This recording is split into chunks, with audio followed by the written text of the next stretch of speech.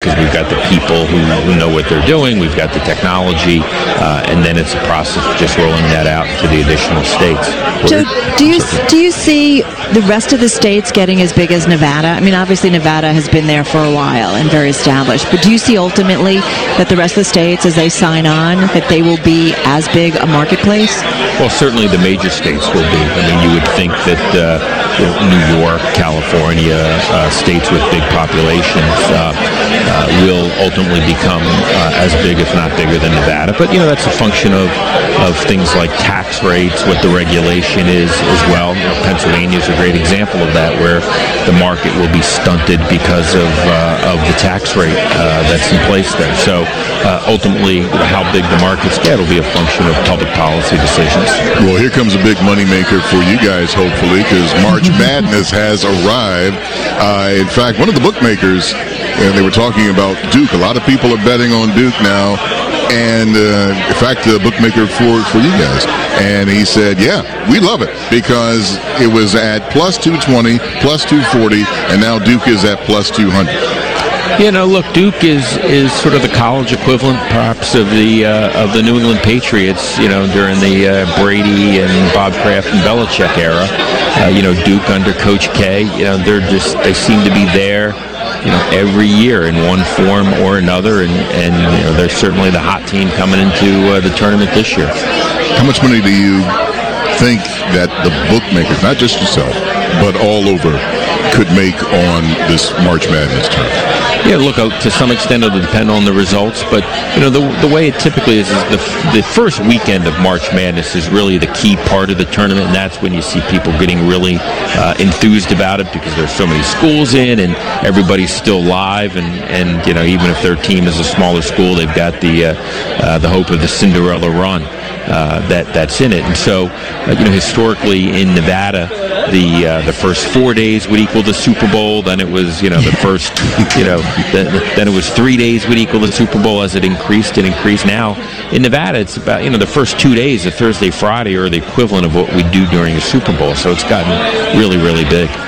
It's interesting, too, as more states legalize. I'm curious about some of the trends that you're seeing in terms of people who sign up and start playing. What's the retention rate coming back? I'm just curious what you guys are seeing. Yeah, look, it's still very early days. One of the, so you're in the process now that the folks who are signing up are clearly the early adopters and folks who are, they're already betting. Frankly, they've probably been betting with their bookie for some period of time. And now we're in the progress of migrating people from the black market into the legal and regulated market, and so we haven't really got to the point where customers are leaving because it's still very much the acquisition phase. Right. But the Nevada experiences, customers sign up and then they tend to stick around and remain loyal as long as you're doing a good job for them. Is it the same that you've seen how things have happened in Nevada? And again, as you say, we're early on in the process, but is New Jersey just like you see in Nevada, or is each market going to have its own nuances? Each market will have its own nuances, and around mobile in Nevada, the rule is you have to physically go into a sports book to sign up for your mobile account, and that works pretty well in Nevada, where everybody lives within 15 minutes of a casino, quite frankly. Right.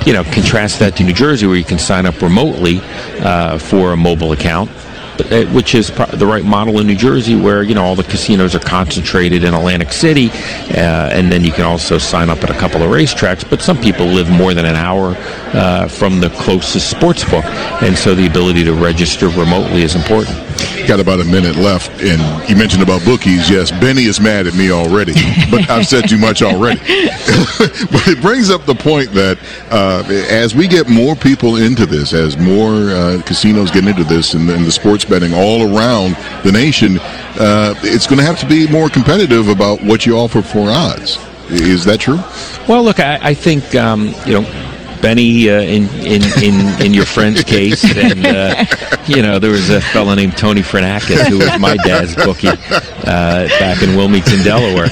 And, look, I wouldn't write sympathy cards for them quite yet because, they don't pay taxes. They're not subject to regulation.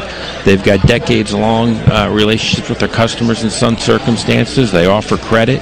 And so those are the things that the legal market is going to have to compete with to migrate folks away from Benny and over to William Hill. Tony and Benny don't have to worry about anything. Not quite yet. Joe Asher, thank you so much. A pleasure. CEO, U.S. William Hill. Let's get a check on world and national news headlines. Back over to Bob when we go in our 1130 newsroom. Hi, Bob. Carol, thank you. Well, it is possible that President Donald Trump says he is being unfairly blamed for the New Zealand mosque attacks in which 50 people died.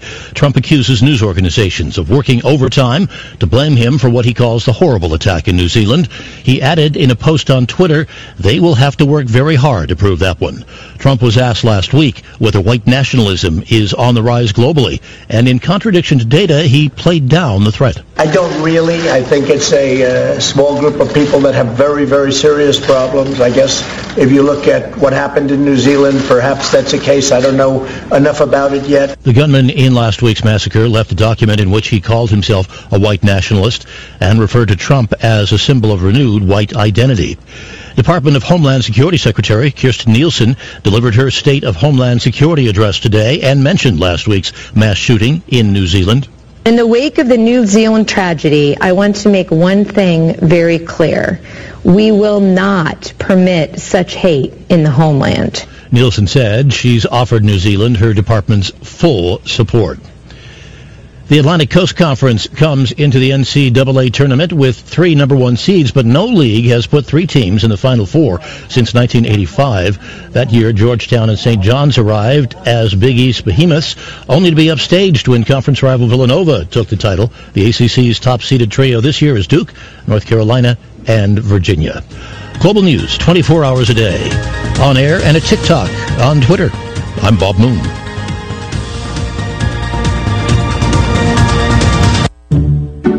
All money managers might seem the same, but while some give their clients cookie-cutter portfolios, Fisher Investments tailors portfolios to your goals and needs. Some only call when they have something to sell. Fisher calls regularly, so you stay informed. And while some advisors are happy to earn commissions whether you do well or not, Fisher Investments fees are structured so we do better when you do better. In other words, we're on your side. Maybe that's why most of our clients come from other money managers. So if you're in or nearing retirement, talk with us and find out why investors are switching to and staying with Fisher Investments. Fisher Investments. Clearly better money management. Investments in securities involve the risk of loss. Visit us at FisherInvestments.com to find out what we can do for you. Imagine being denied an apartment because of your religion, or your race, or because you have children, or a disability. It's so wrong. Yes, but who has the power to stop this? You do. Each of us has the power. The law is on your side. It's illegal for landlords to discriminate because of race, color, religion, sex, national origin, disability, or familial status. If you suspect that you have experienced housing discrimination, file a complaint with HUD immediately so we can investigate it. Fair housing is your right. Use it. To learn more, visit HUD.gov/fair housing. That's HUD.gov/fair housing. Or call 1-800-669-9777. 1-800-669-9777. A public service message from HUD in partnership with the National Fair Housing Alliance. Love being able to listen to Rachel Maddow? And thanks to At Home for joining us this hour. Take the Rachel Maddow Show with you in podcast form with the TuneIn app and listen to the audio of last night's show on the go. Forgotten fact that the president really did deploy thousands of active duty U.S. troops to the U.S. southern border right before the midterm elections. TuneIn also has live MSNBC, so you can listen to live breaking news 24/7. Listen live on the TuneIn app or on your smart speaker. Get nonstop news on the go. Check out MSNBC Live on TuneIn. Take TuneIn with you wherever you go with TuneIn On Demand. Jumping on a flight or planning a long road trip? Download episodes of your favorite podcasts and enjoy hours of great audio content no matter where you are. When you're ready to escape, head to your favorites, hit play, and listen. With or without a Wi-Fi connection. Featuring top podcasts in every genre. When we played beer pong together back in the day? Oh, here we go. I met him first, by the way. Yes, thank you. Save your data with TuneIn On Demand. Download your favorites today. This is your TuneIn Country Music Update for Monday. I'm Kelly Sutton in Nashville, where a couple of weeks ago, Boys to Men joined Brett Young on stage for an upcoming episode of CMT Crossroads. The episode premieres March 27th. Thomas Rhett's latest single is all about his wife, Lauren. And although she definitely inspires his songwriting, she's also a very important part of his career, his sounding board. She is the ultimate gauge. If she didn't like a song, it more than likely means that 70% of the female population are not going to like a song. And so I'm always playing her songs. And Lauren is a person that when she listens to a song, she's strictly listening for feeling. Not that she doesn't care about lyrics, but if you can get her to love a song within 15 seconds of the song starting, she's on board with it. His latest single is called Look What God Gave Her. It's the first one from his upcoming album, Center Point Road. That's coming out on May 31st. New music hitting country roads this week includes tunes from Scotty McCreery, Maddie and Tay, and Brad Paisley. When you want a fresh mix of country music, check out Country Roads on TuneIn. Does a 35-foot straight away, then he buries. Under corner three, ring it up. The NBA playoffs are getting closer. Long three on the way is in. Make sure to follow your favorite team so you don't miss a minute of the action. Just search NBA on TuneIn today.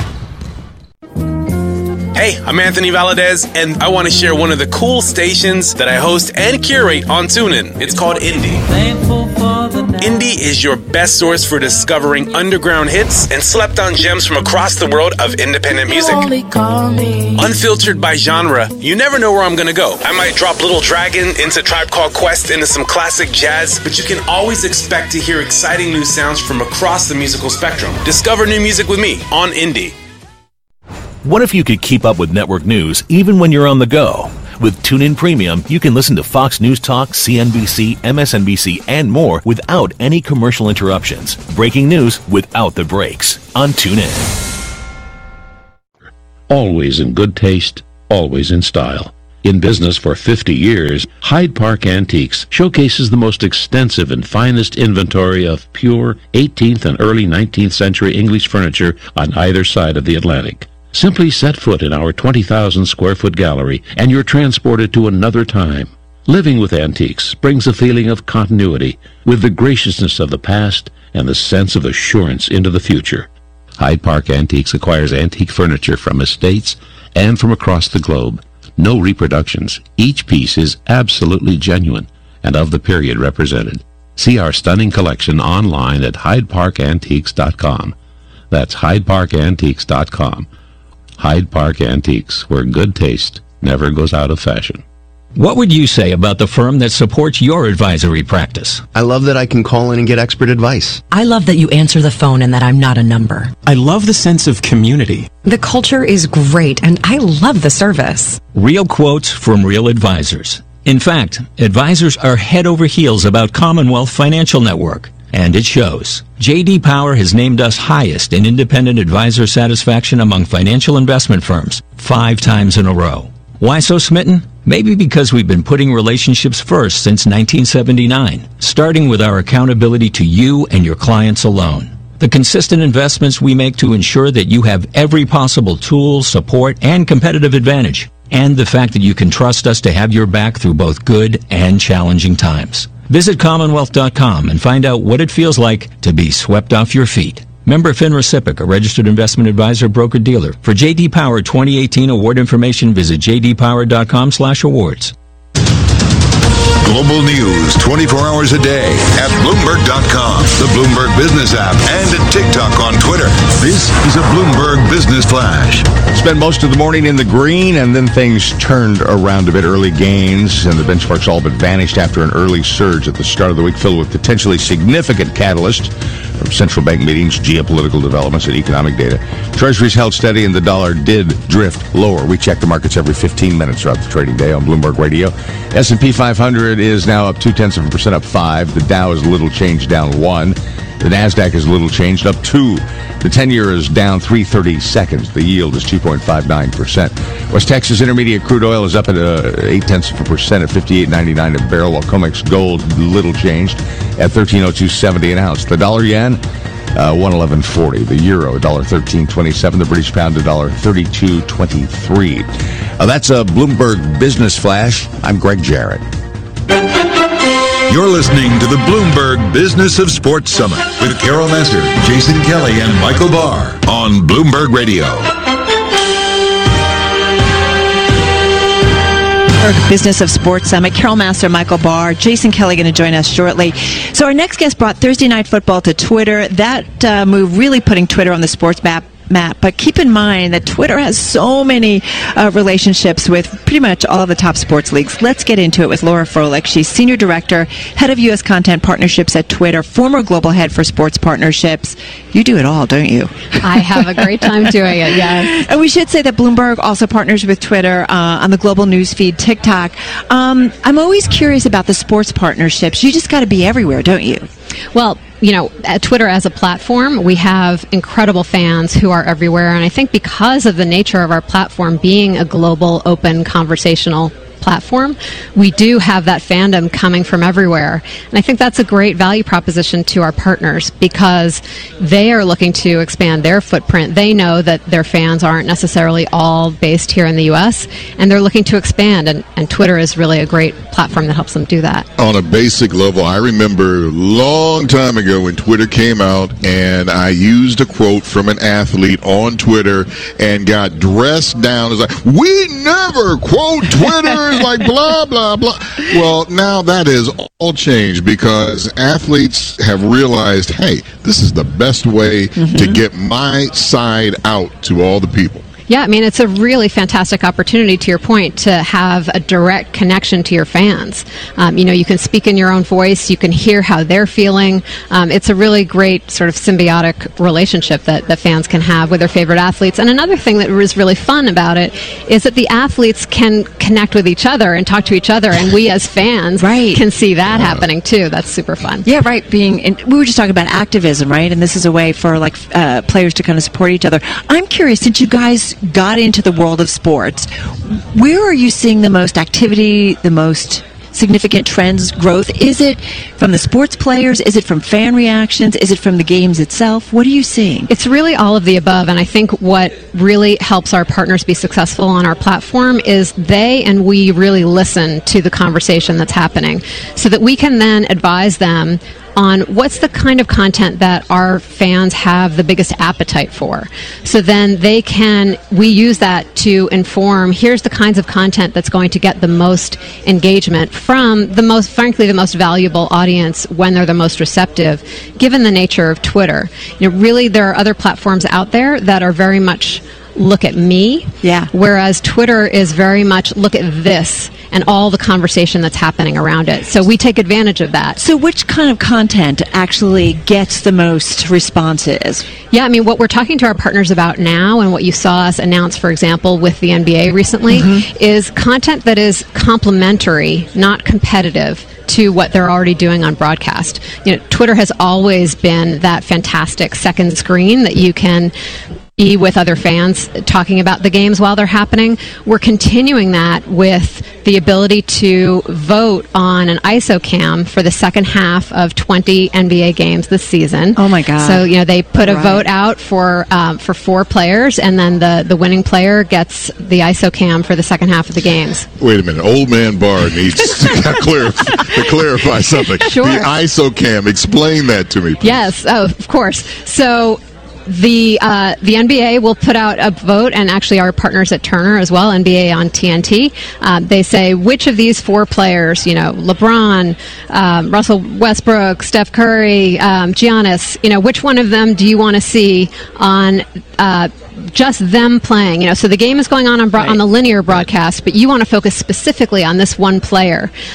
You can do that for the second half of the game for the winning player. So you can just constantly see them playing throughout the whole game. And we also have commentators who are part of the NBA Twitter community, so that people have been engaging with them for years on the platform. They're the commentators that provide that extra context during that ISOCAM as well. Oh my goodness, this is going to grow, because this is not just going to be just one. This is going to be for several athletes down the road at the same game at the same time. Potentially. Right, you think about customized viewing, right? So it's like, here's the player I want to watch, and that's it. We're doing something similar with the PJ Tour. So it's Fan Vote Fridays. So on Fridays, Golf Twitter can vote on the featured group that is live streamed on Twitter. Does it monetize?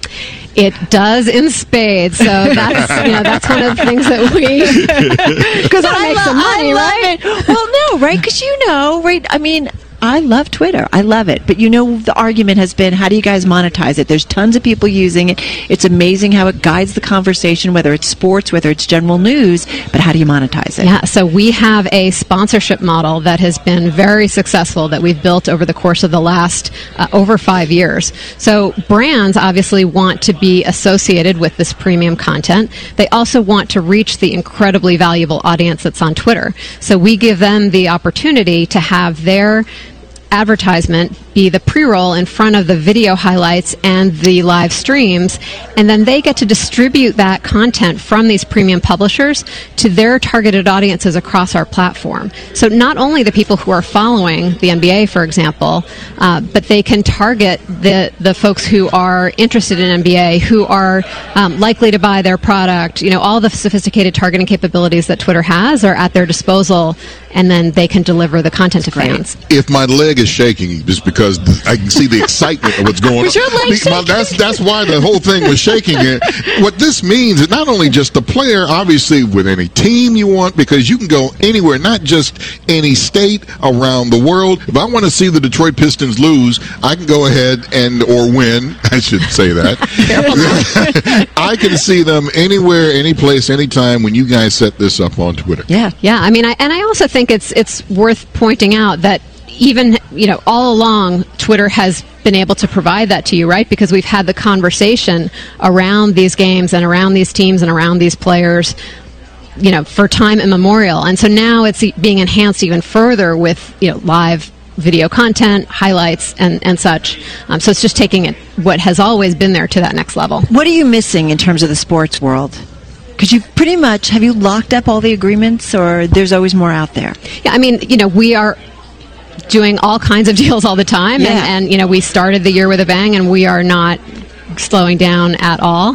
One actually in particular that I'm really proud of is we recently announced our partnership with Adidas. The latest edition of that partnership with Adidas and Intersport is to live stream girls' high school sports. So in the U.S., only 4% of sports media coverage in the U.S. is dedicated to women's sports. And so I'm really proud that Adidas and Twitter are partnering together on this. Score on my part. That's great stuff. Laura, thank you so much for dropping by. Thank you so much for having me. Really appreciate it. Laura Froelich, she's Senior Director, Head of U.S. Content Partnerships at Twitter. You've been listening to the Bloomberg Business of Sports, brought to you by SEI, Visionary Asset Managers. Find opportunities where others are challenged. Exploit disruption's potential with SEI's global operating platform. Find out how at SEIC.com/IMS. Michael Barr, you're not going anywhere. Jason Kelly's going to come in my seat, but this is a lot of fun. It just blew by so quick.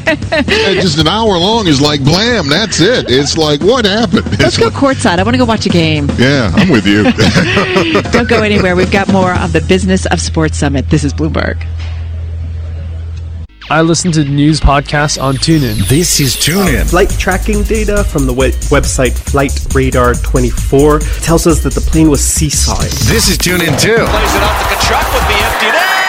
Hat-trick Matthew Kachuk. And this is TuneIn. I listen to TuneIn in the morning. I listen to TuneIn at night. I listen to TuneIn all day long.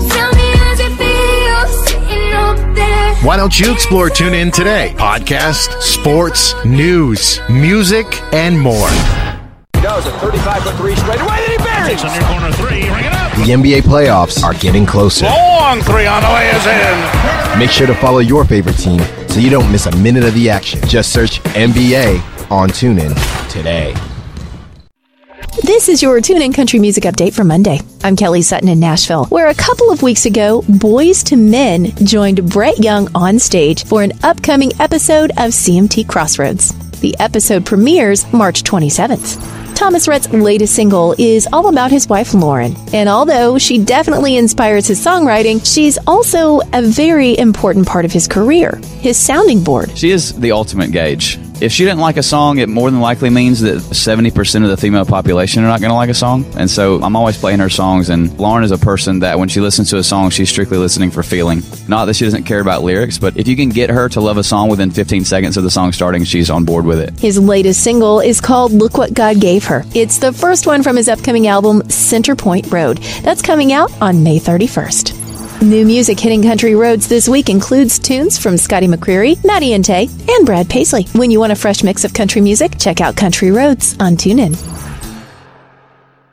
The financial capital of the world, 24 hours a day at Bloomberg.com, on the Bloomberg Business app, and at TikTok on Twitter. This is Bloomberg Radio. This is the Bloomberg Business of Sports Summit, exploring the big money issues in the world of sports. Carol Messer. We love talking to athletes. We love hearing about where they are in terms of investments. Jason Kelly. The NBA really got out ahead of everybody else when it comes to technology. Michael Barr. You're dealing with a sport with many sponsors. And some of the biggest names in the industry. We're in the digital world. We are leaders in that world. A lot of smart players have become good businessmen. The business as a whole is quite strong. The Bloomberg Business of Sports Summit with Carol Messer, Jason Kelly, and Michael Barr on Bloomberg Radio. And good afternoon, everyone. I am Jason Kelly alongside Michael Barr. We are here at the Bloomberg Business of Sports Summit at Bloomberg headquarters in New York. This is awesome. Oh, you know what we're missing right now? The free food.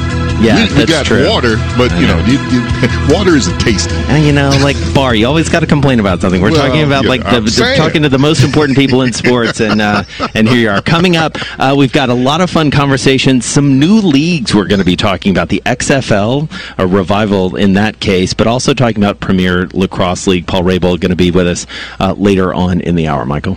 I tell you what, there's a lot that we can talk about here with this gentleman.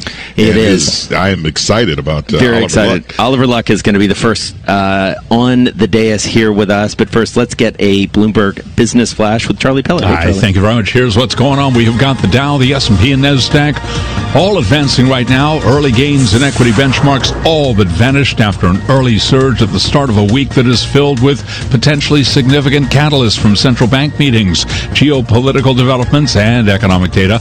Alicia Levine is chief strategist at Bank of New York Mellon Corp. What you've had in the last 2 or 3 months, you've had the equity markets and the bond markets rallying together, and we've basically seen the end of the negative correlation between those two markets that we've had since the end of the financial crisis. And right now we've got the S&P up 5, a gain of 0.2%.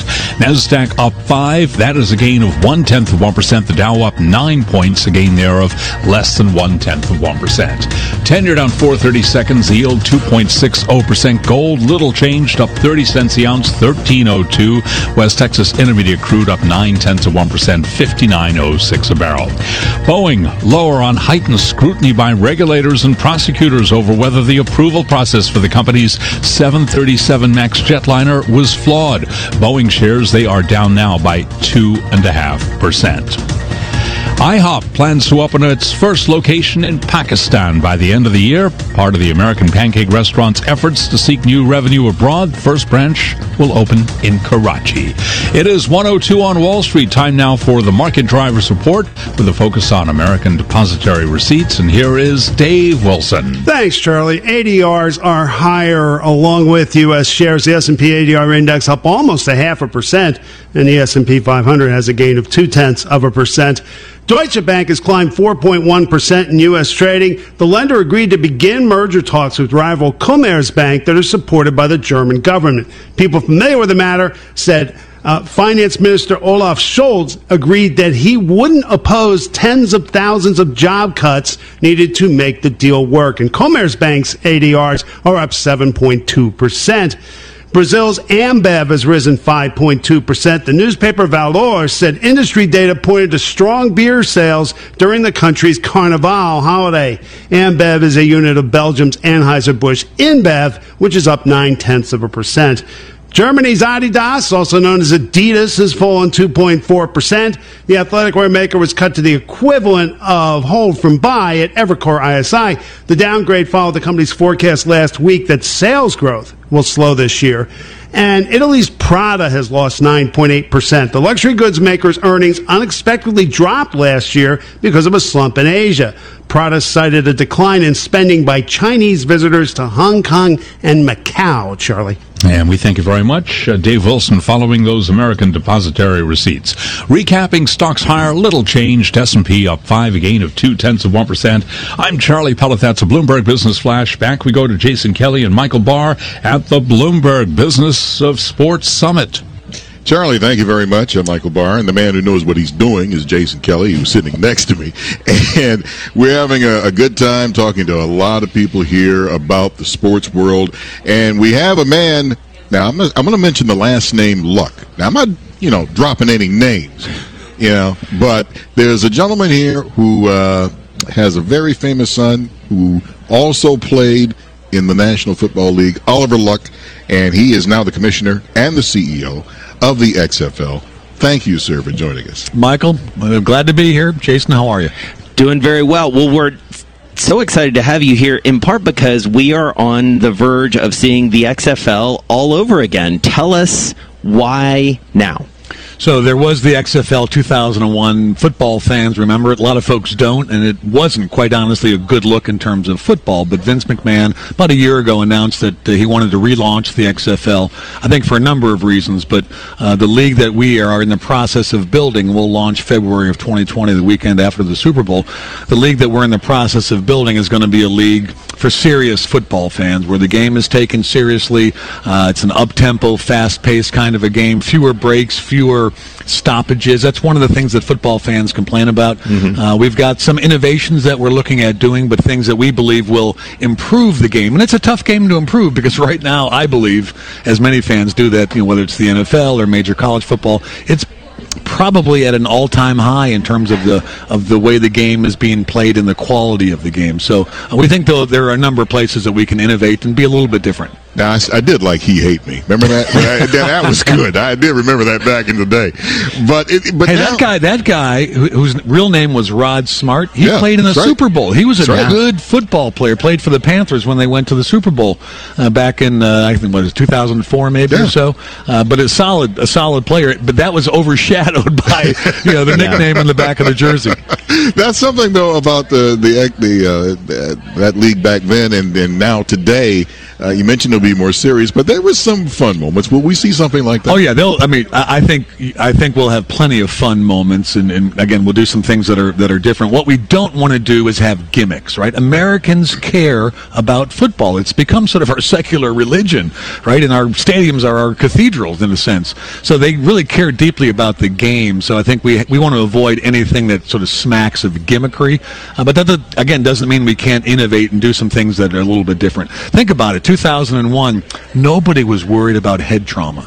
That's right. And now in today's football world, NFL, college, Pop Warner, high school, you name it, there's a serious, legitimate concern. So we want to make sure that we're doing things that make sense from a health and safety perspective as well. So in the perspective, or in the category of worlds colliding, we have another league that has started out, the Alliance, and Charlie Ebersol, I believe, did a documentary about the XFL. So this football world is a small one. Where does the XFL fit in with the Alliance, which has gotten underway, and how does it all sort of coexist in this football universe? So the rationale for our game is that there are 85 million football fans in this country, 40 million, almost half of whom are diehard, passionate fans. And we're going to go into these markets, New York, Washington, D.C., Dallas, Houston, Seattle, where we've got real passionate fans. So those are markets where the other league is not in. They're playing in some of the smaller markets like San Antonio or Salt Lake City. I think they've chosen a little bit of a different strategy. So I think there's plenty of football right? In terms of the ability of the American fan to really enjoy the game and appreciate the game. I've been using the analogy in the fall, right, when football is every Friday, every Saturday, nobody says, well, there's too much college football, so we should get rid of the Big Ten and just have the SEC, right?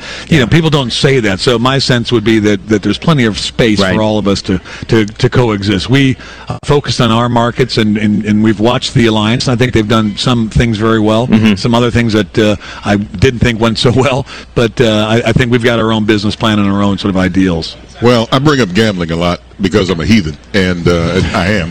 So I'm going to bring up this Bless again. you, my son. Will the XFL get involved in that with gambling at casinos and online and things like that? So all the sports leagues, right, from those that are very well established like the NFL and the NBA down to brand new leagues like ours, we're all trying to figure out what it means to be involved. We all want to offer a league with integrity, right, and consistency, so that folks do want to, in fact, gamble, wager, right, and we want Vegas to put a line on our games, which is difficult for a brand new league. The Alliance is finding that out, I think, as well. But in terms of what else one does with the casinos, the casino industry, the gambling industry, that's all being figured out, and that's taking a relatively slow pace because of the state-by-state nature of this. So things will be a little bit different when we launch in February of 2020, but I don't think it'll be that much clearer in terms of whether gambling and the Supreme Court decision from about a year ago is any sort of panacea. I don't believe it is. It's not any sort of a panacea or a cure for anybody who's ailing, and I think all of us, established leagues as well as non-established leagues, fall in that category. I want to ask you about the NCAA. You worked there for a time, and it does feel like that's one of the, for lack of a better term, sort of tension points right now around amateurs, around safety, and sort of how that amateur and that element of football coexists with professional football. What did you learn there that informs how you will run it in terms of player safety, in terms of sort of player longevity, all those things that people really care about? Sure. I think I learned a couple of things. Is that one, it's very hard to make an NFL roster. There's only 53 active players in that roster. You guys know the average career is like 3.6 or 3.7 years. And what I've learned is college football has gotten a lot better the last 20, 30 years. There's a whole bunch of guys that still want to play. I think there's 4 or 5 year period when a guy gets out of high school or college and is finished playing college football where he still wants to play, sort of regardless, if you will, of the salaries, regardless of the motivation, the financial motivation. I think I learned that. I also think I learned that the NCAA, because it's not a professional league, had to really, in a very sincere way, look at the head trauma issue and make decisions like, let's prohibit two-a-days because that's not a good thing for, and they did that, right? The NFL did it as well, but they did it through the collective bargaining process, where I think it was more a case of the veterans didn't want to have 2 practices a day because, they want to save their bodies for the season. So there's a number of things I think I've learned. Ultimately, I think because our players, at least initially, won't be unionized, I think I have to sort of look out as a commissioner for our players, much the way, a coach or an athletic director at a school looks out for, the 85 scholarship players, right? Make sure that, they're well taken care of in terms of meals and health care and all those sorts of things, right? That is our human capital. And I think we have to probably be a little bit sort of, paternalistic, which sometimes can get a bad rap, but I think we have to be a little bit paternalistic because we don't have a union to negotiate the terms and conditions of employment. Oliver Luck, Commissioner and CEO of the XFL, and I have to say, as a former Houstonian living in Houston in the 80s, former Houston Oiler. Well, very good. Thank you for remembering that. Not many people do. There you go. Oliver Luck, thank you so much. Good luck to you. We hope to catch up with you soon, especially as the season gets underway. All right, so let's turn to our next guest, Michael, if we can.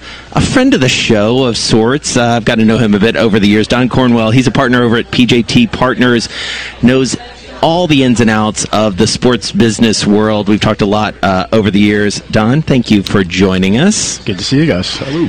All right, so I want to start actually where we just left off with Oliver Luck. He's got a new football league. There's another new football league, the Alliance. We're going to talk later with Paul Rabel, who's creating a new lacrosse league. Is it a good time to be starting all these leagues? You know this business better than anyone. It's the best time. You really are at an era where content can come in of any sort and do quite well. The distribution methodologies are there, right? People are used to finding what they want to see. So if you're a football addict, you can watch as much football. You can watch XFL when it starts up. AAF, as Oliver talked about, you can watch all the various college conference leagues, and you can get access to it. And you just do it by flipping on your Apple TV and searching around. And so it's made life a lot easier for those guys. You can take any sport now. I mean, back in the day, you had to watch Wide World of Sports. You had to watch the barrel jumping championships for about 15 minutes, and that was it. Now you can take any sport, and you can air the entire contest, all the games, and you can see that. And I guess the big thing that has happened involves the media rights involving all of that. That's right. So, in the old days, there was 3 channels, 4 channels, 5 channels, and they made a decision. I'm going to place my bet on the NFL, or I'm going to place my bet on the NBA. Now there's all these various distribution networks who will say, look, we'll construct a creative deal. We'll do a revenue share. We'll pay a little bit money, and if it works, we'll pay you more money, because we know that there'll be people out there that will follow it. And with YouTube, you can actually see. So take lacrosse as an example. Right. If you go and look at the view numbers on some of this lacrosse content, it's massive numbers. And so people can say, okay, I know the fans are out there. If I get that content to them, they'll absolutely take part in it, and I can advertise around it. And so where are we in terms, as you look across the various leagues, where are we in terms of valuations? They all seem to be going up. Where are values rising the fastest? Or just a few minutes ago before I came over to this show, I was on TV talking to Mark Lazary. He's clearly very happy with his investment in the Milwaukee Bucks. Yep. The NBA franchises seem to just be going up and up. NFL obviously has been there for a while. Where's the value, and how fast can we expect this, and how long can we expect this to keep growing? We're still on that ride. Yeah. Look, I think across all the sports, you're seeing growth. I think the level of growth is different, whereas in the NFL, because you're law of large numbers, you're not seeing the 25-30% growth numbers that you saw historically, but you're still seeing numbers that outpace the markets. When you look at MLS, and the growth of soccer, and you just look at what's going on, for example, in Atlanta. Yeah. They're selling out football stadiums there. You sort of have to look at it and say, okay, if I think about the demographics of this country, that's kind of where the action is, and so you could see some really big numbers. But I think, whether it's esports, whether it's hockey, basketball, baseball, football, they're going to continue to go up. And it's not just the media rights, right? I think the challenge has been people say, okay, the media rights, they're going to plateau, they're going to level out a little bit. But there's other sources of revenue now. What we're seeing is in the world of data, that the data that's coming out of these leagues, that's intellectual property that they can monetize. When you have sports betting, right? That creates a need for that data. That also creates increased interest. People want to gamble on anything. If you look over in Europe, people gamble on snooker. People gamble on darts, right? So that creates an opportunity for all of these sports to continue to garner interest and to produce more cash flow. It's my kind of people. Yeah. Any sport, as we were talking about earlier, can generate a market, and like you just mentioned, esports. That's something that has taken off. Even The Simpsons now, they've gotten into esports. Your thoughts about it? Esports is where it's at. If you look at just the amount that people game right now, and just put aside the professional gamers, just random human beings walking down the street, they all game. 15 years ago, we would play a board game twice, 3 times a year, right? And that was the extent of it. Then all of a sudden, we got these little devices that had Brick Breaker installed, and so we started playing Brick Breaker. Now people are playing Candy Crush, they're gaming. And the next level of that are things like Fortnite. Right? When you walk in and you see parties of 30-something folks playing Fortnite together. Well, it only makes sense that they're going to want to watch the best in the world, and that's what you get with esports. And so, the numbers we're seeing in terms of viewage are astounding, given how new these leagues are. I mean, you take Overwatch as an example. Yeah, they're in year 2. Right, and the numbers that in the first month are tremendous, and it's only going up. And you're seeing new games come out. Apex Legends is another one that just started, and all of a sudden the numbers are through the roof. Fortnite is beyond a game; it's a platform. And so I think that we're just in the early days of it, and it's a whole different group of folks. It's not the folks that were historically football fans and basketball fans. It's a whole nother group of folks who people in this room don't typically touch. And that's the beauty of it, because it allows the folks who own the sports teams, the traditional sports teams, to cross-market to a whole new group of fans. So where do you make money on that, though? Because it feels like it's a little bit different than traditional sports, although some of it, I mean, I'm still blown away. You and I have talked about this before, that people will show up to an arena and watch other people play video games. Like, that makes my just head turn in on itself. Like, I don't understand, but there they are. I went to the Overwatch finals last June out in Brooklyn, and it was the loudest I've ever seen that building. It was louder. I was talking to a buddy of mine who works at Barclays. He said it was louder than Jay-Z, louder than the Nets playoff games when Pierce and Garnett were around. And so there's money from that. There's clearly the distribution of media like we all know and love, and that's happening through Twitch, and there's advertising around that. But it's also then back to the publishers. Those people are going to go play the game. So they go watch somebody play, they get excited, they go home, and they want to play. And in-game, there's microtransactions, right? So if I see that my favorite professional player was using a certain type of weapon or was wearing a certain type of uniform, I can go spend $1 and purchase that product. Well, you talk about that, about watch. I have a 14-year-old and a 19-year-old, and I sat and I watched them play Fortnite. And I was screaming at the set. In fact, my 14-year-old made a mistake, and I said, "What in the Sam Hill are you doing?" Well, I didn't say Sam Hill. I said something else, and I had to clean it all up later on. I can see how it happens and how people can yell and scream when they're in the stadium like that. Well, the announcers are tremendous, and that's the other thing. If you watch it, you'll see that the announcers really do hype you up, right? You may not really understand what's going on in the game, but many of these games are very simple. It's capture the flag, right? It's games that we all grew up playing, and it's tag, right? It's just doing it with really interesting graphics, and so it's easy to kind of comprehend. Don Cornwell, partner over at PJT. Always love catching up with you. You're always looking around the corner for what's next in sports. And I have to say, you called esports way before most people that we talked to on Wall Street. Thank you for joining us. Thank you, guys. Thank you. All right. Our next guest has showed up. I think we're pretty excited about this one as well, to say the least. Randy Levine, president of the New York Yankees, made his way, just a little further downtown than you normally are. Randy, exciting times up in the Bronx for sure. Thanks for joining us. It's great always to be with you guys. How are you today? How are you? 10 days out before opening day, so it's exciting. All right. So I was doing a little Googling this morning, and I caught a story from back in December where you just threw down the gauntlet and said Yankees just as talented as the Red Sox, which I'm sure many Red Sox fans at least would say it's a bold statement given what the Red Sox looked like last year. What gives you all this confidence 10 days out? Well, the Red Sox are a great team. They're the world champions. They have to be respected, but I think we got a great team. I think we've improved on last year. We have some great pieces that Brian Cashman, our baseball operations folks, brought in. We have great new pitcher from Seattle, James Paxton. He hopefully will be an ace. We have Adam Ottavino and re-signed Zach Britton. So I think our bullpen is really, really strong, maybe the best in baseball. We have DJ LeMahieu, all-star second baseman. So if we stay healthy, I think we're going to be really, really good. I have to ask about the Yes Network. The ownership, it's back at home where it should be. Well, we have an agreement, but it's a lot of work. We got to get to close it. It's very exciting. We started the Yes Network years ago. It's been the most watched successful regional sports network in the world since we started it. Fox was a great partner, but as part of their merger with Disney, they had to divest it. So we're in the process of trying to close it. We got some great partners, and it's some great plans. It's going to be exciting. Well, let's talk about those partners if we can, because I think that was certainly for those of us who follow the business side of sports, that was one of the most interesting elements of that. Help us understand how that sort of coalition of the willing came together there.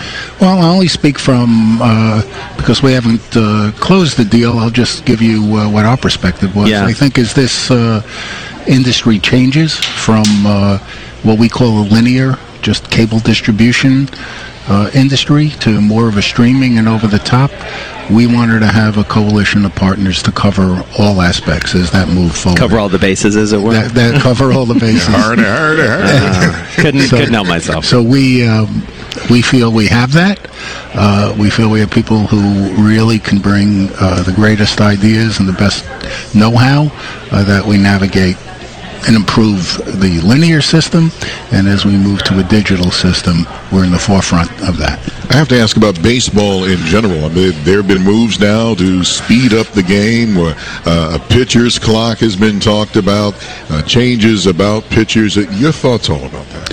Well, I give the commissioner and the union, Tony Clark, a lot of credit, because baseball's a great game, and you got to be very, very careful. You know, it's not a game on a clock. It's got its own rhythm to it. But our fans think the game is too long. They just think it's too long. So the idea is, how do you shorten the game without affecting the rhythm and the heart of the game? And they're exploring a whole bunch of ideas. Just last week, they came up with some proposals, reduce mound visits from 6 to 5. There's a proposal, hasn't been agreed yet, to have a relief pitcher or any pitcher just face 3 batters. So reduce the amount of minutes between inning breaks. So we're trying these things to try and speed up a game a little bit, but not change the fabric of it. I want to add to that right quick about shortening the innings, because a pitcher has to warm up, and if he doesn't warm up properly, he can get hurt. We think that there's plenty of room, plenty of time for a pitcher to warm up, and this is really affecting the clubs and the networks the most, because there's just less commercial time. So want to talk to you about a little bit about what you did and didn't do in the off season. You just laid out a pretty compelling roster, but ultimately not involved in Machado or Harper, which were obviously the blockbuster acquisitions, as it were, over the course of the season. Why not? Well, I think we had a great team, and I think as Hal Steinbrenner said, and as Cash said, I think our priority was pitching. Mm-hmm. We needed pitching, and that's where we prioritized. We felt very great and comfortable with Miguel Andujar at third base. We got a great shortstop in Didi Gregorius. He'll be back, sometime during the season. We got Troy Tulowitzki. So Manny Machado just didn't fit for us. He's a great player. We met with him. He didn't fit. I think it's great that he went to the Padres. That's great. It's for a team like San Diego to sign a player like that. That's wonderful. And as far as Bryce Harper, he's a phenomenal player. He's great, but I think we got a pretty good outfield with Aaron Judge, Brett Gardner, Aaron Hicks, and Giancarlo Stanton. I'm afraid of that lineup. I'm playing someone that's got that in fantasy. Oh, my goodness. The brand of the Yankees, I don't care where you are in the world, they know about the New York Yankees. Can you expand more about what that means to have a brand like the Yankees known worldwide? Well, it's very, very important to us to work every day to increase that brand and to make sure the brand continues to stand for what it is: tradition, excellence, and winning. That's what George Steinbrenner intended it to be, and we work very, very hard every day to make it better. And we do different things. This year we're going to be playing the Red Sox in London. I think tickets sold out in 20 minutes. We did really well, both here and our fans in Europe. So wherever you go, it always even imagines me. I never forget the first time I went to Beijing. I wanted to see Tiananmen Square, and I got there late, like 1, 2 in the morning, and I saw some guy wearing a Yankee hat, and it gave me a big thrill. So we're always one of the top brands, no matter what, sports, corporate, in the world, and we work hard every day to maintain that and improve it. And in terms of, and Michael sort of alluded to this earlier, it's sort of in terms of sort of keeping a hold of your existing fans, but also appealing to younger fans. I've got a couple teenagers myself, and I'm, ashamed to say, as a longtime baseball fan, they couldn't care less about baseball. They play lacrosse, they play tennis, all those different things. How do you ensure that this next generation really does continue to come to the ballpark and consume it all the different ways that you're putting out there? It's a great question, and it's a major priority for all of us in many ways. Through the commissioner, we play ball. We've put a lot of resources into community baseball, youth baseball, Little League baseball, because you're right. If you play the game, you're going to be a fan of the game. We've changed Yankee Stadium over the last couple of years, made it very, very family-friendly in a lot of areas for kids, so it's fun. But the answer is you have to penetrate it. You have to show what a great game it is. And in fact, recent studies have shown baseball is now shooting right to the top of youth participation.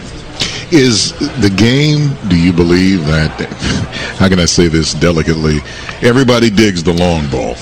And I'm wondering, where do you find the balance? Do you find the balance in let's have more home runs, or do you have a pitcher's duel? That's the endless debate that's gone on in baseball forever. I've heard all sides, Some people love the great, pitchers, and, but they say game 1-0, 2-1 is boring, and there's some people who want to lower the pitcher's mound. On the other hand, you get people, they don't like the strikeouts in the game. There's not enough action, when guys are hitting home runs and swingers are dealing with launch angles. That's the great debate of baseball. There's something for everybody, and you got to just find the balance. Today, everybody's debating shifts. Do they work? Don't work? So that's great about baseball. It goes all through the year, and there's always something to talk about and for people to agree or disagree with. Randy, before we let you go, got to ask you about sports betting. It is, I'm guessing, one of the big topics for everybody in this room. Certainly, we talk about it all the time. I know Michael on his weekly show talks about it a decent amount as well. How does that play into baseball? And I do think about the history of baseball and gambling and baseball have had some. Gambling has accounted for some of the more sordid moments in baseball history. How do you embrace it now, given the legality? I think it's inevitable. I think it's going to be phenomenal for baseball. I think it's great as long as it's regulated, as long as it's integral. I think we talked about pace of play. It's actually going to help with baseball rather than other sports, because you're going to have people betting on scoring runs in an inning. Is it a slider? Is it a fastball? Is a guy going to hit a home run or a double? Is he going to strike out? So I think it's inevitable. Of course, it has to become legal in the various states. There have to be the protections required, so the integrity of the game is preserved. But I think it's going to be the preeminent revenue source over the next decade. Randy Levine, thank you so much. Obviously, we know he's the president of the New York Yankees, and we're so glad to have you on. Always great to be with you guys. Great. Thank you. Thank you so much, Randy. All right, let's get a Bloomberg Business Flash. For that, we go to Mr. Charlie Pellet. Hi, thank you very much. And here's what's going on. We have got the Dow, the S&P, and NASDAQ. They're all edging higher at the start of a week filled with potentially significant catalysts from central bank meetings, geopolitical developments, and economic data.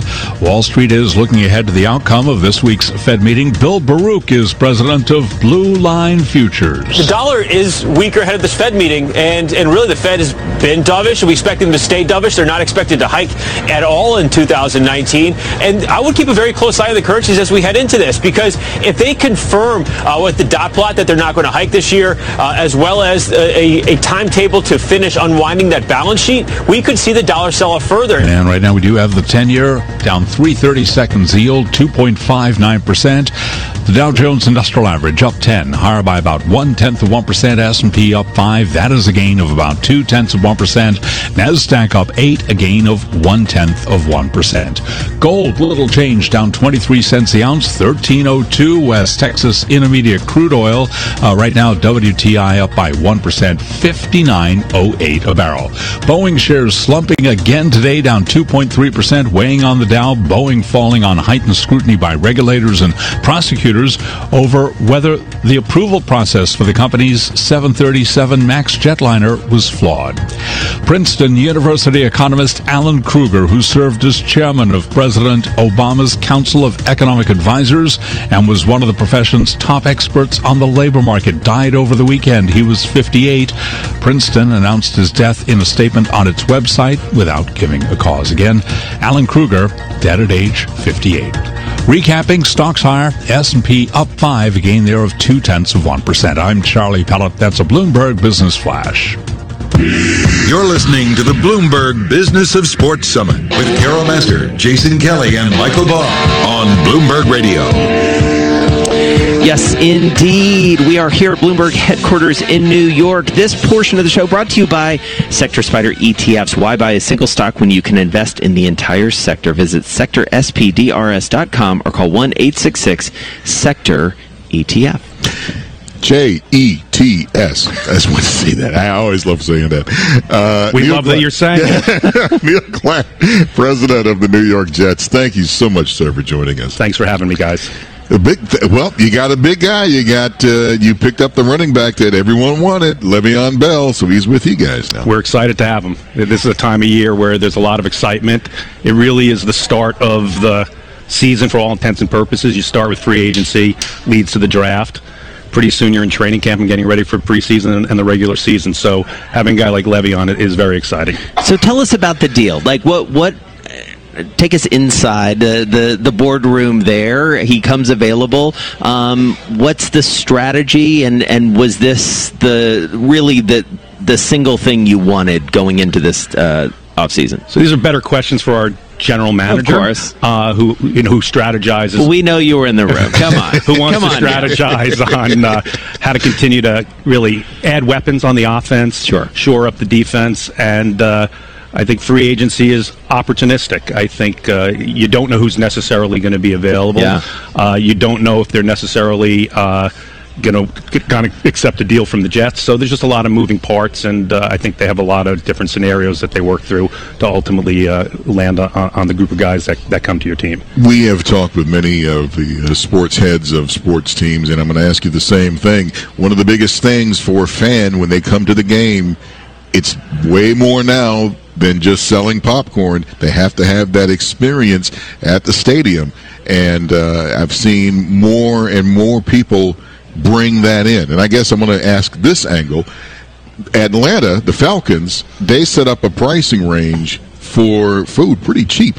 Is that the way to go now for all the teams? So it's interesting. I think they've done a great job in Atlanta for about it's been at least 4 or 5 years. We've done value pricing at our building, so we thought it was important that if somebody comes out with their family, that if they wanted to get a drink, if they wanted to have a hot dog, they wanted to have chicken tenders, that it would be affordable. So that's something that we have focused on for a number of years, and we're always evaluating what's being done around the league. We want people to have a great time. There are other people who don't necessarily want those value meals. They want whatever they want to consume. But the fan experience, it's really what we spend a lot of our time. Thanks for asking me the football question. I think what we spend a lot of our time kind of on the business side is the fan experience. And that's year-round before they get to the stadium, but also once they come to the stadium. So last year we had a partnership with Marvel, and we did a green out, and we did Hulk with bobbleheads, and we played the Vikings, and it was Thor. So just something to kind of add to the experience. We're at this luncheon today, and there's some people here from WWE. They're great partners of ours. So we did a Kids Day last year during the season where it featured a lot of the WWE superstars that came out. So we did a Super Bowl III celebration. So it's not it's the young people, but it's also people who've been the long-standing fans who want to be there for the history and some of the great legends that we've had at the Jets. So it really goes into the overall experience. So some of it's programming. This year, we're really trying to activate more parts of the building like we do every year. So when there are certain people just want to tailgate for 2 or 3 hours, great, and then come into the stadium and have a great time. For those people, have a great time in the tailgate. We'll make sure the programming on the scoreboards is exciting and entertaining. There are other people, they want to come in a little bit earlier. They want to be entertained. So through some of our partnerships or things that we do on our own, we want to make sure there are things that they can do that. It could be virtual reality.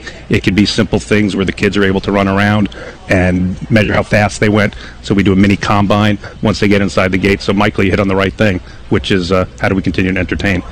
So let's talk about the football fan and the football consumer, because we caught up earlier with Oliver Luck, commissioner and CEO of the XFL. A few weeks back, Carol Master and I on our show had Charlie Ebersol talking about the alliance right before they kicked off. As it were, is the appetite that insatiable for football that the fan can essentially absorb all these different professional leagues coming at them? So before I was at the Jets, I was at the NFL, at the league office. Yeah. And we've yet to reach that saturation point. So it's terrific, the interest. Again, we're here today talking about football. The off season, who would have thought people would be talking about the combine? And free agency takes over part of the sports calendar for a few days. The draft, given what's going to be happening in Nashville and what's happened before in Dallas and Philadelphia and some of these other cities. So I never bet against the fans and their interest in the sport of football. You don't see the interest in the draft in the NHL. That's not knocking the hockey league. It's just that the NFL is king, and they're on the top of the food chain. So like you said, next month, here comes the draft. Everybody's excited about it that is a football fan. And I just wonder about your thoughts about that real quick. The draft is when people start thinking about the fall, who can help their team. And the great thing is with college football, you've seen a lot of these young players for the past 2, 3, 4 years. So not only are the fans projecting who can help their team, they know it's not just a name. These are people that it's not the hardcore fantasy guy who only knows who these players are. They're pretty mainstream guys. We were thrilled to draft Sam Darnold third last year, but he was well known by the time the Jets drafted him. So from a fan standpoint, they were excited to get him because they knew so much about him, knew who he was as a player, knew who he was as a person. But the draft is it's really become a really terrific event. The first draft I went to, I'll date myself, was in 1992. They did it at the Marriott Marquis, and I think they did a nice job of it then, but it's nothing compared to what it is today. Neil Glatt, president of the New York Jets, congrats on your pickup, and good luck this season. Thanks so much for joining us. All right, let's get to some world and national headlines. For that, we go to Bob Moon. Hey, Bob. Thank you, Jason. Administration officials are characterizing the China trade negotiations as very dynamic and making progress, although scheduling a signing ceremony with the leaders of the two countries remains very much up in the air. Bloomberg's Irv Chapman reports from Washington. The U.S. Chamber of Commerce, which has been kept informed on the negotiations, believes they're in the home stretch. Vice President Myron Brilliant said in a Bloomberg interview. You're talking about two different systems, so working through a comprehensive, sustaining, enduring deal is never going to be an easy undertaking, and it hasn't been. Where is China's state-controlled economy going? Is China going to keep their promises pretty vague here, and then it's going to be up to implementation and enforcement? Brilliant pointed out, for example, that subsidies to favored industries come not only from China's central government, but also from provincial and local levels. In Washington, Irv Chapman, Bloomberg Radio. Thank you, Irv. It would seem President Trump does not subscribe to that old saw, don't speak ill of the dead. President Trump took aim at Senator John McCain in numerous tweets over the weekend, falsely claiming McCain leaked an unflattering dossier to the media during the 2016 election. Presidential advisor Kellyanne Conway was asked today whether Trump's attacks are disrespectful. Conway said, only Trump haters feel that way. You think some people's tweets are great and the president's aren't, depending, I guess, on how they track with your own ideology and goals. And I would respectfully say that's not the way to read Twitter. Giving weight to whomever agrees with you or whoever allows you to have a fun reaction or even a cheap shot. Trump also ridiculed McCain with the claim he finished last in his class at Annapolis. I'm Bob Moon. It only takes a minute to find out if you may have prediabetes, and you can do it at doihaveprediabetes.org. But you're probably not going to. Nope. I'm sure you've got a perfectly good excuse. Kids, work. I get it. You're busy. So what better time than now? Let's begin. Raise one finger if you're a man. Ladies, none yet. Oh, count in your head if you're driving. Now, 3 more fingers for everyone over 60, 2 over 50, 1 over 40, 1 more if you're not physically active, another finger if anyone in your family has type 2 diabetes, another if you've got high blood pressure. If you're overweight, raise another finger, 2 if you're very overweight, and 3 if you're really overweight. You've just taken the world's first audio prediabetes test. And if you're holding up 5 or more fingers, visit doihaveprediabetes.org or talk to your doctor. There's no excuse because prediabetes can be reversed. Brought to you by the Ad Council and its pre-diabetes awareness partners. Asset managers who seize change to launch new strategies, add distribution channels, or exploit new technology to re-engineer the investor experience are often rewarded. However, in an industry paralyzed with complexity, few act with agility or decisively. Few run their business strategically. Yet, the most competitive managers in the market know, with the right partner and a flexible operating platform, you can. Go boldly toward change with SEI Investment Manager Services. Determination and operational strength are both essential factors for growth in asset management. I'm Steve Meyer, President, Head of SEI's Investment Manager Services Division. We know that disruptive forces create opportunities around the world. If you see potential in change, our industry specialists will maximize SEI's integrated platform of data and risk management, global investment operations, compliance support, and investor services to position your asset management business for success. Come grow with us. With SEI Investment Manager Services, you lead the charge in a competitive marketplace. Learn more at SEIC.com/seize change.